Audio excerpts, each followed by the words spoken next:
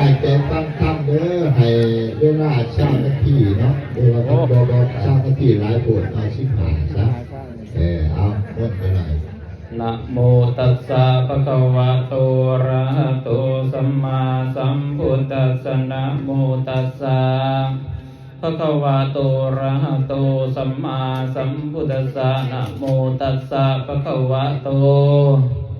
อะระหะโตสัมมาสัมพุทธัสสะปุญญานิปรโรกัสสมิงปฏิทาโหนติปานินันติในโอกาสบัดนี้อาตมาภาพจะได้แสดงพระธรรมเทศนาเพื่อเป็นเครื่องเตือนจิตสกิจใจเพิ่มกุศลบุญญาราศีแด่ทานสาธุชนทั้งหลายที่ได้มาร่วมกันทำบุญในวันนี้ได้ปรารภการทำบุญถวายกองอัฐสามัคคีเพื่ออุทิศบุญกุศลไปถึงญาติพี่น้องพ่อแม่ปู่ย่าตายายตลอดถึงเจ้ากรรมนายเวรผู้ล่วงลับไปแล้วเพื่อเป็นบุญเป็นกุศลนำติดตามทานผู้จากไปสู่ปรภพเบื้องหน้าให้ได้รับความสุขความเจริญเพิ่นตกทุกข์จะได้พ้นจากทุกข์เพิ่นถึงสุขแล้วเพิ่นจะได้สุขยิ่งขึ้นไปด้วยพละอานิสงส์บุญกุศลที่พวกเราทานทั้งหลายผู้เป็นลูกเป็นหลานได้หูกตัญญูกตเวทิตาได้ทำบุญอุทิศส่วนกุศลไปให้ในครั้งนี้ก็นับว่าเป็นวาระโอกาสเป็นบุญเป็นกุศลของญาติโยมทั้งหลายได้สั่งสมบุญบารมีเพิ่มกุศลให้เกิดขึ้นแก่ตนเองส่วนที่หนึ่งก็อุทิศไปหาญาติพี่น้องส่วนที่สองก็เป็นของเฮาเองที่ได้สะสมกันมาเป็นพุทธประเพณีที่เฮาเคยเฮ็ดเคยทำผู้ใดได้ทำบุญไว้เป็นคุณงามความดีติดตามตัวเฮาไปเฮ็ดให้ชีวิตของเฮาเจริญก้าวหน้าผู้ใดได้ให้ทานจะได้รับทรัพย์สมบัติ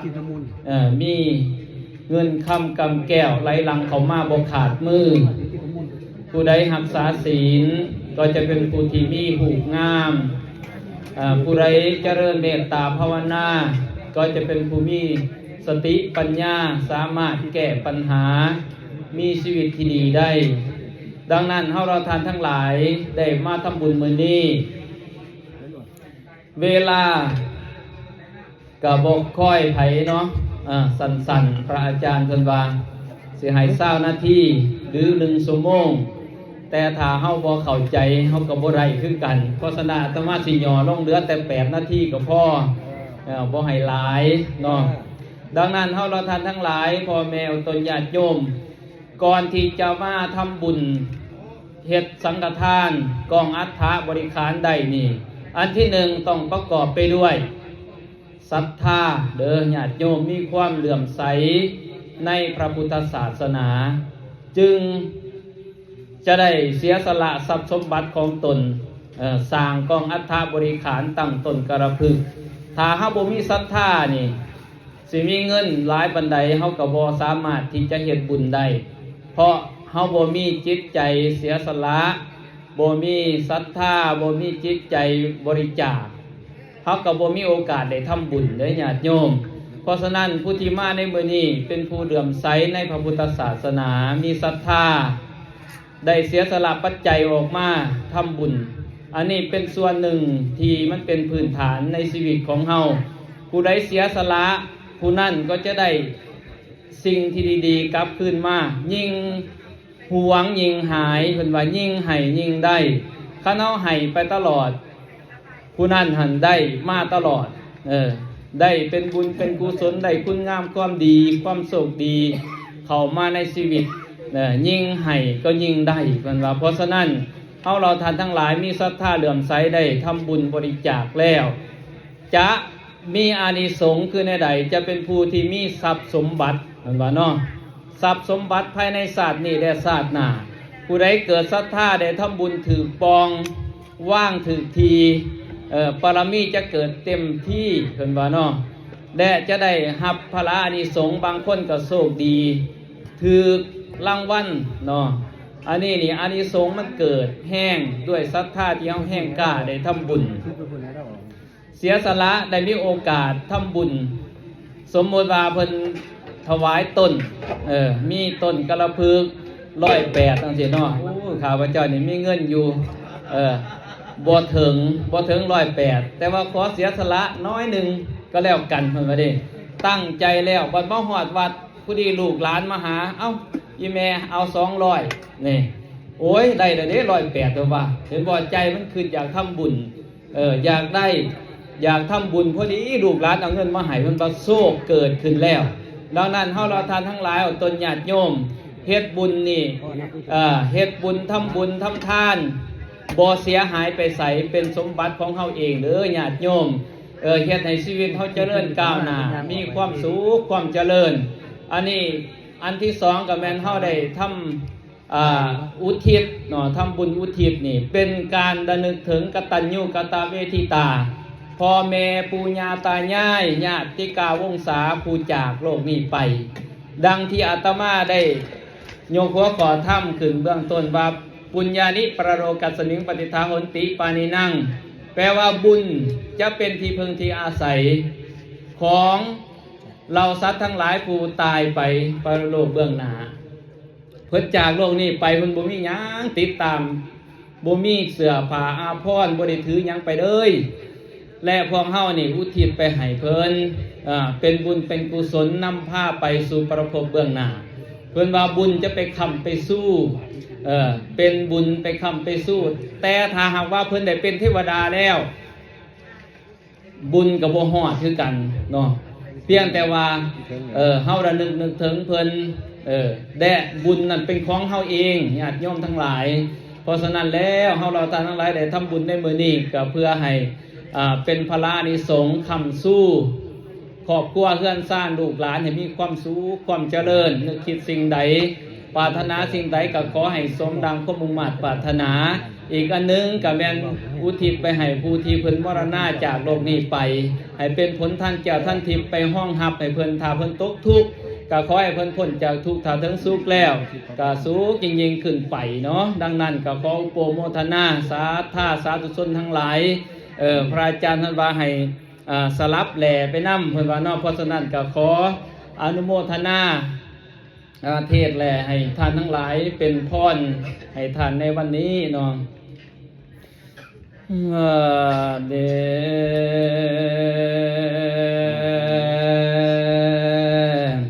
มือนี้เจ้าภาพทานสถาทานสาธุชนเนี่ยได้มาพากันสร้างการทำบุญ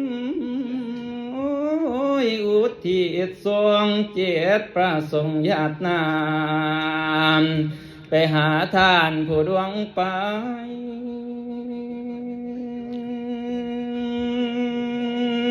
เนี่ยเจ้าภาพท่านได้สั่งกองอัฏฐาได้ทำบุญทำทานอุทิศไปในวันนี้สาธุเด้อ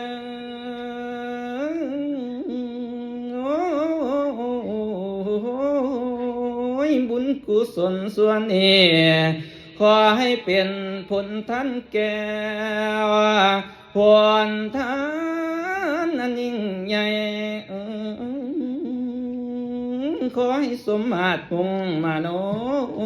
แม่งปรารถนาขอให้ไป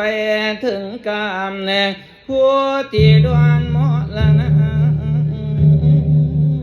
ญาติกาวงศาผู้จากเข้าไปแล้วสาธุเนขอให้ผลนอท่านนี้เป็นบุญที่ยิ่งใหญ่สาธุขอให้ถึงแห่งห้องสวรรค์กว้างขวางสบายขอให้ญาติผู้นี้พ่อแม่ผู้ ผู้ที่มีสื่อแล้วคอยหับกองกุศลสาเด้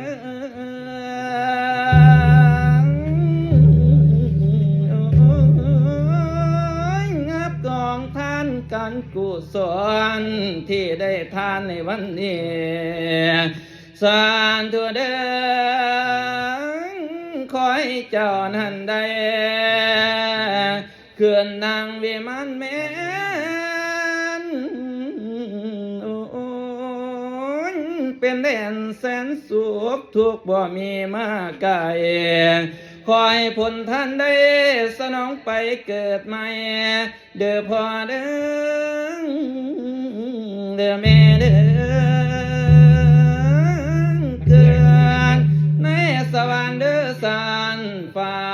วิมานกว้างพวงสาบายนานเธอเด้อพ่อแม่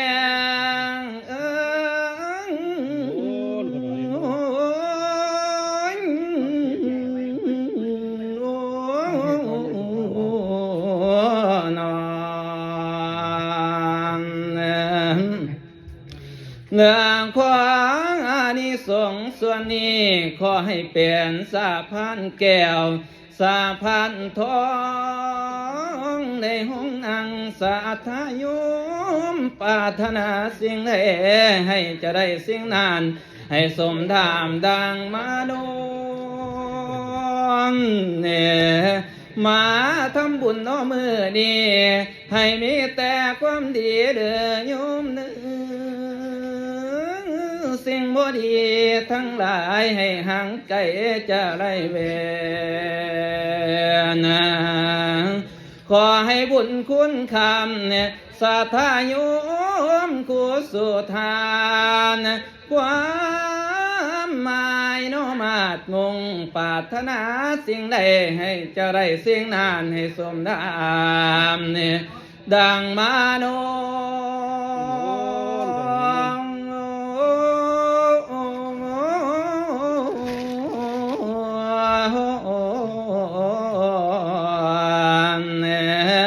แม่นว่าโยมนั้นปรารถนาอยากได้แก้วอริยมรรคผลนิพพานอยากได้สันตุกิสิโรกุตตะกวันเขียจะเอาดวงแก้วสาพันยูให้ได้ง่ายอย่าได้ทุกข์น้อยยากให้เงินใส่อังกระเป๋านั่นทอเด้อสานทาโย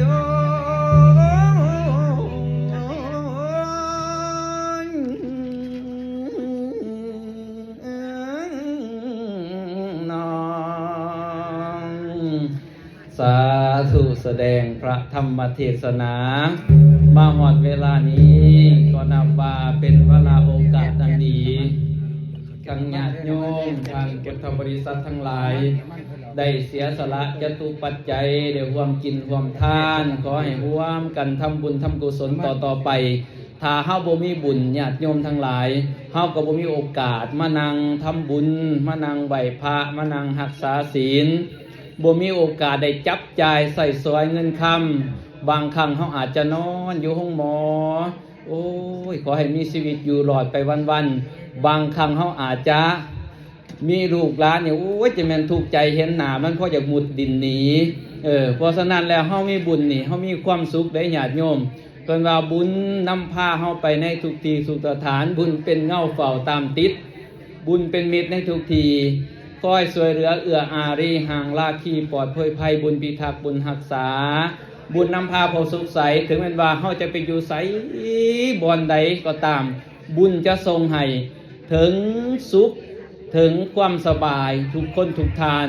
อาตมาถ้าบ่มีบุญก็บ่ได้มาเทศน์ให้ญาติโยมฟังในมื้อนี้สงสัยถือกักตัวอยู่เมืองลาวไปส่งกลับเมืองลาวเนาะเพราะฉะนั้นแล้วอธิษฐานถึงพระพุทธพระธรรมพระสงฆ์รับตาลงก็เห็นแต่หน้าญาติโยมโอ้ยอาจารย์กลับขึ้นมาเด้อกลับขึ้นมาให้ตลอดปลอดภัยเพราะฉะนั้นแล้วอานิสงส์ผลบุญมาส่งคำส่งสู้จึงได้มาเห็นหน้าพ่อตากันอีก ขอให้ญาติโยมทั้งหลายรักษาบุญกุศลไว้ทำบุญไปตลอดมีจิตใจเบิกบานอันใดที่มันผ่านมาแล้วทิมไปเรื่อยญาติโยมอันใดเป็นทุกข์อันใดบ่สำบายใจให้ปล่อยทิมไปให้ภาวนาเอาพุทโธพุทโธก่อนเข้านอนถ้าผู้ใดได้ภาวนาถึงพระพุทธเจ้าพระธรรมประสงค์พุทโธธัมโมสังโฆกราบพระ3 เทื่อก่อนเข้านอนผู้ใดได้กราบพระ3 เทื่อพุทโธธัมโมสังโฆผู้นั้นจะแคล้วคลาดปลอดภัยมีความสุขทางใจมีความสุขทางกายไปตลอดจือคำพระอาจารย์ไว้เด้อพุทโธธัมโมสังโฆก่อนนอนทุกคนทุกทานให้มีแต่ความสุขกายสุขใจทำบุญในวันนี้ก็ให้สำเร็จก็มุ่งมั่นปรารถนาดังที่อาตมาภาพได้แสดงมาสมสมัยได้เวลายุติองค์ไว้แต่เพียงเท่านี้นิทธิตา